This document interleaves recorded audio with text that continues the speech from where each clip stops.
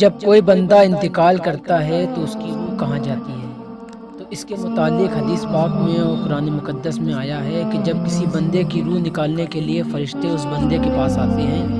تو اگر وہ نیک ہوتا ہے تو اچھی طرح سے روح نکالتے ہیں، اگر کوئی برا بندہ ہوتا ہے تو سختی کے ساتھ اس کی روح کو نکالا جاتا ہے۔ وہ فرشتہ حضرت مالک الموت یعنی کہ حضرت اسرائیل علیہ السلام روح کو نکالتے ہیں، ان کے ساتھ اور کئی فرشتے ہوتے ہیں۔ اگر کوئی اچھا انسان ہوتا ہے تو بڑی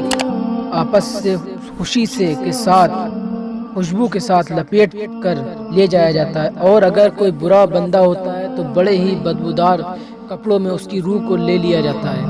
یہ روح آسمانوں پر جاتی ہے، اور جب کوئی نیک بندہ ہوتا ہے تو ادھر اس کی قبر کھد رہی ہوتی ہے تو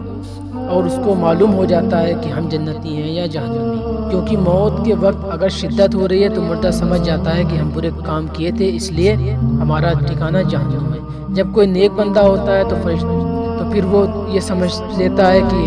ہمارا ٹھکانہ جنت ہے، کیونکہ اس کی روح بڑی آسانی کے ساتھ نکال لی جاتی ہے۔ اس بندے کی جب قبر کھد رہی ہوتی ہے تو پھر اس وقت وہ بندہ فرشتے اس کی